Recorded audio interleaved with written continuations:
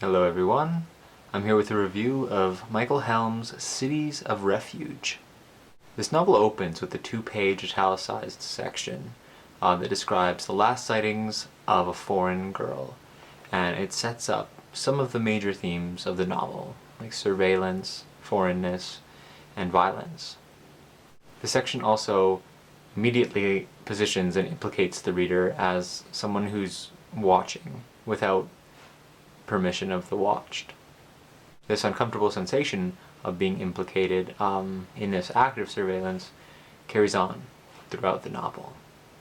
The first part of the narrative opens with Kim, who is our protagonist, as she makes her way to her night shift at the Royal Ontario Museum.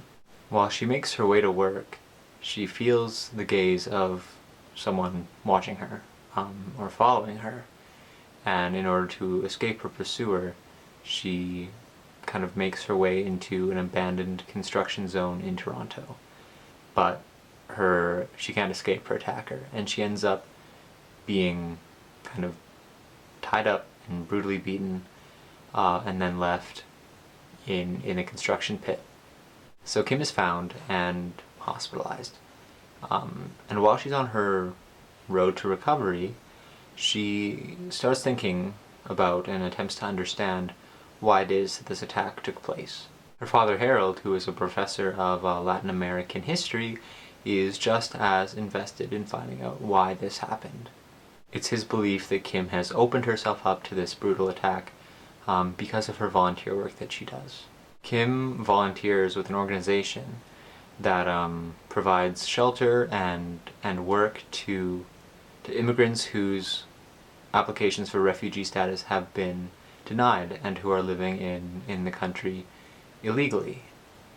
Kim does play around with this idea, but she also has other suspicions as to why it is that it happened, and she tries to explore her experience and the experiences of her attacker through fiction. She writes kind of everything down, and she uses fiction to fill in the gaps of the experience, of her memory, which she understands that she can't always trust, as well as the gaps in knowledge that she'll just never know, like about her attacker's life and his history, and how it kind of blends into her life now. Now Harold, her father, takes a different path in trying to find a way to discover her attacker. He thinks that it is definitely somebody who she worked with, who was denied their refugee status, and who was angry and violent, and who targeted Kim. And so, because of these thoughts that he has, he sort of becomes obsessed with the idea of like what it is to be an illegal immigrant. And now, while they're both on their journeys, Kim begins to understand that her father, who she's never really had a close relationship with, has parts of his life that he won't reveal to Kim or to himself.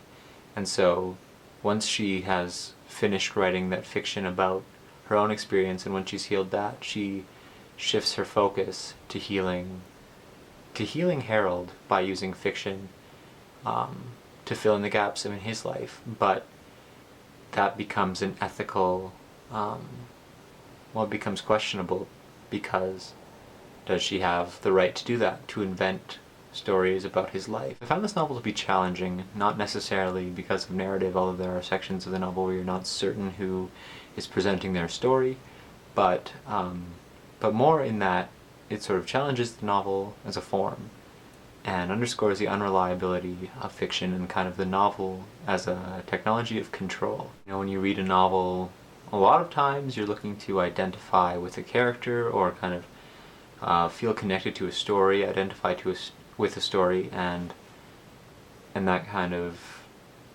technology is sort of to keep you in line a little bit and kind of let you know who you're supposed to be and what sort of things you're supposed to identify with and how to align yourself. And fiction is a good tool for doing that.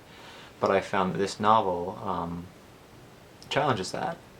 You can only know what the author is telling you, and in the end it's not really up to you whether you get the story you want. You know, if there are parts of a novel that you wish you could have learned more about, or you're not satisfied with the novel because it didn't go the direction that you wanted it to go, like, that's really too bad. Ultimately, you don't have that right. And this novel makes that clear, because when you read any novel, you're an anonymous viewer most times. And, yeah, you're just kind of watching these characters go about their lives, and they have lives that exist beyond your knowledge. And kind of to demand full knowledge of a character, or to demand to know their entire story in some ways, is an act of violence. And in this novel, the characters refuse to be understood completely. You know, you come against a lot of resistance, because you're challenged by not being able to, like, identify with the characters, or know their whole story, or to foresee the action.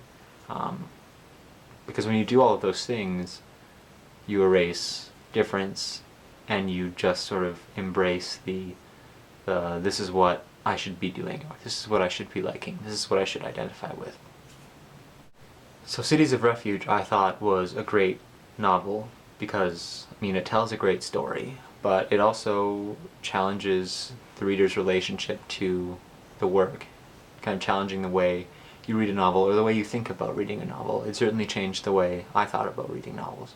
And obviously it also carries a political weight, because it talks a lot about violence, immigration, refugee status, racism, and the impossibility and foolishness of a person being illegal. And an interesting thing I learned about just a couple days ago was that a few years after the publication of this novel, Toronto became a sanctuary city, which means that within the limits of Toronto, it's illegal for places like shelters or hospitals or food banks to ask for documentation of status before providing their services. Everyone gets equal service. I'll post a link below with more information about that. But I thought it was a really interesting piece of information.